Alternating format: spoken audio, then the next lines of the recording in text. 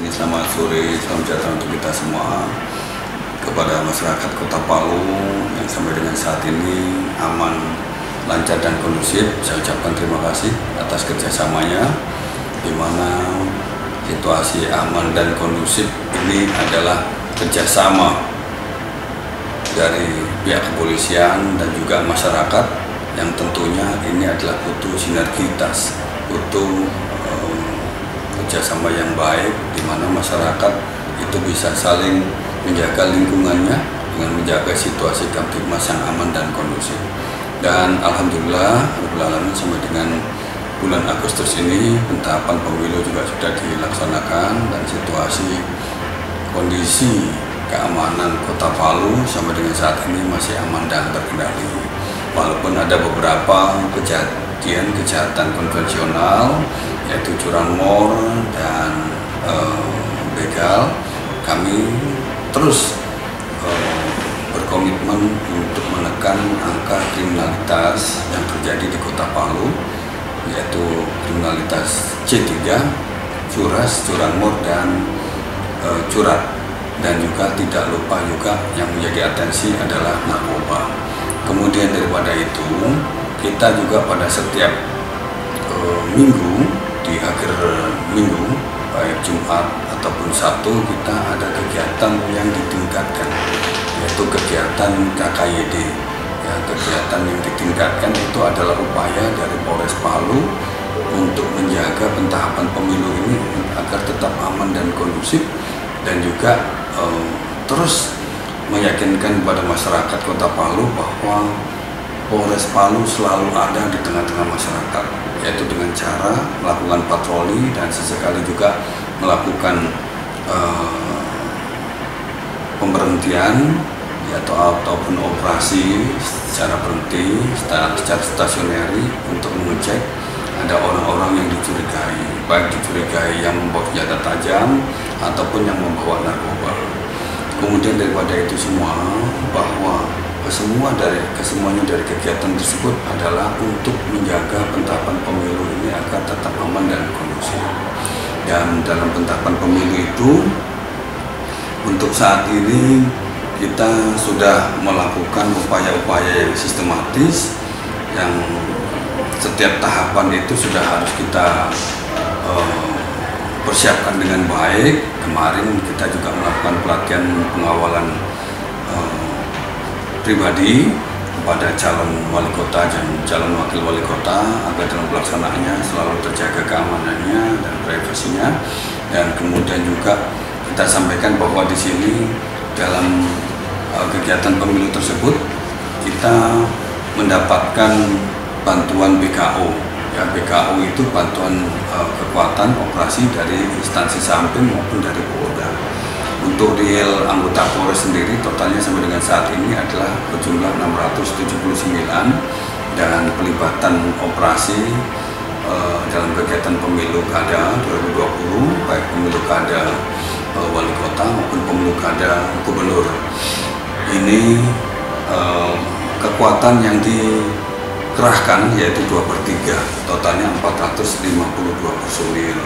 Kemudian juga nanti kita akan minta bantuan perkuatan dari TNI, jumlahnya 131 personil, Linmas 1.398 orang, kemudian Disub 60 personil, dan Dinas Damkar 110 personil, Satpol PP 100 personil, Mitra Kamtibmas 30 personil, Orari, Rapi, dan Senkom masing-masing 10 personil. Ini tujuannya yaitu untuk menguatkan pada saat pelaksanaan pemilu itu, agar anggota kepolisian itu tidak berdiri sendiri, tapi kita bersinergi dengan instansi samping dari TNI dan juga bantuan dari masyarakat. Kemudian daripada itu, pola PAM TPS yang kita sampaikan di sini pada pemilu kada 2020 itu yaitu jumlah TPS kurang lebih 699 TPS, kemudian nanti akan dijaga oleh 372 personil, dan kita akan klasifikasikan bahwa apabila aman, situasi pola-pola tersebut aman, rawan, dan sangat rawan. Untuk aman kita libatkan 655 personil, ya kan. Kemudian untuk totalnya yang kita libatkan 328 personil. Kemudian yang rawan 40 personil dan sangat rawan 8 personil. Artinya bahwa pada pentahapan tersebut itu adalah pentahapan yang dinamis dan tidak juga harus mengacu dari apa yang menjadi penyampaian saya saat ini. Apabila situasi ke depan itu tidak memungkinkan, situasi itu perlu perkuatan personil yang lebih, dan BKO TNI ataupun dari Polda segera diturunkan, kita akan turunkan. Kemudian pada tahap pemungutan suara kita melibatkan 450 personil, ya kan? Kemudian di di BKO dari Polda 200 personil, kemudian PAM TPS 372 personil, ada Satgas, satuan tugas juga, dan kemudian dari kelompok komando untuk menjaga wilayah, yaitu ada krisis center atau suatu tempat di mana di situ ada komando dan pengendalinya.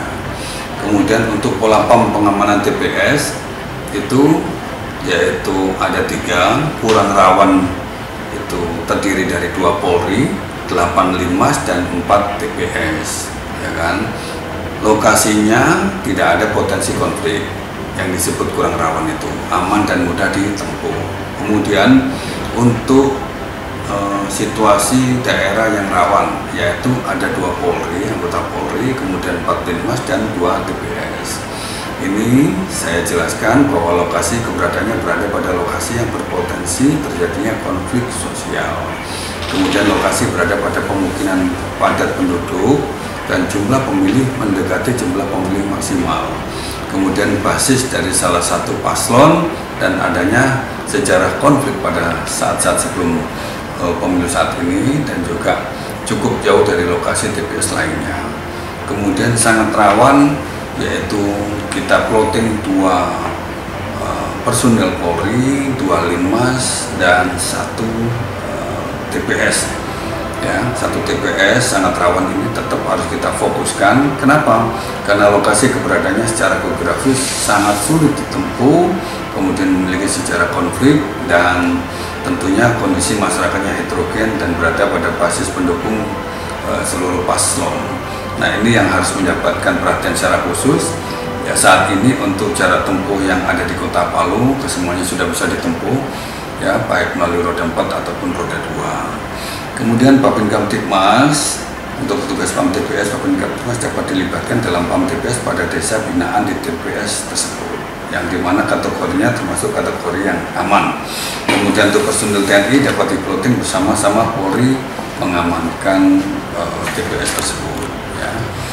Kemudian kuat personil yang kita turunkan, yaitu pada pendaftaran sprintnya kurang lebih 151 personil, pada tahap pengundian 150 personil, ya kan. Kemudian ditambah PAM KPU dan PAM Bawaslu untuk pendaftaran. Kemudian tahap pengundian 150 personil, 151 personil, PAM KPU 7 dan PAM Bawaslu 7. Kemudian PAM di kantor parpol ada 20, totalnya sekitar 241. Nanti pada tahap kampanye 227 personil yang kita libatkan, PAM KPU 7, kemudian PAM Bawaslu 7, PAM Gudang 15, Walpri 26, jaga kediaman KPU Bawaslu 10, jaga kediaman 4 paslon 20, dan PAM kantor parpol 20, total 332. Sampai dengan nanti pada tahap pelantikan kita juga sudah atur sedemikian detail personil-personil yang kita libatkan agar pentahapan pemilu tahun depan, bahwa pemilu tahun ini tentunya berbeda dengan pemilu-pemilu yang tahun sebelumnya. Kenapa? Karena tahun ini adalah adanya pandemi COVID-19, yang mana tentunya kita harus tetap mengedepankan protokol kesehatan, yaitu selalu menggunakan masker, physical distancing, dan mencuci tangan. Sehingga kami berharap kepada Bawaslu dan juga KPU, kemarin seringkali kita juga berkoordinasi agar dalam pelaksanaannya nanti juga pengumpulan massa akan dibatasi juga, mungkin dari segi waktu dan lain sebagainya, sehingga kekuatan massa atau masyarakat yang akan mencoblos itu tidak pada satu titik dan jam yang sama. Kenapa? Karena akan rawan penyebaran COVID-19. Sehingganya kita dari pihak kepolisian juga selalu menghimbau masyarakat dan seharusnya juga harus bisa melaksanakan protokol kesehatan tersebut dengan selalu menggunakan masker, menjaga jarak, dan juga mencuci tangan. Ini kesemuanya menjadi satu kesatuan yang penting sehingganya pada tahapan pemilu 2020 ini berlangsung dengan aman, lancar, dan sehat. Itu saja yang bisa saya sampaikan. Terima kasih.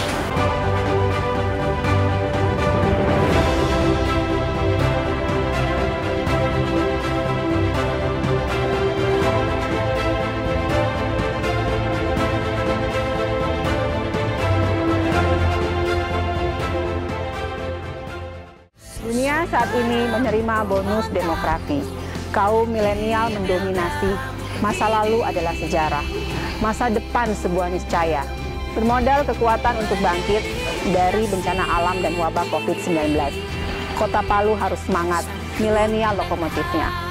Saya, Imelda Liliana Muhyiddin, calon wali kota Palu, bertekad membenahi kota Palu bersama kaum milenial.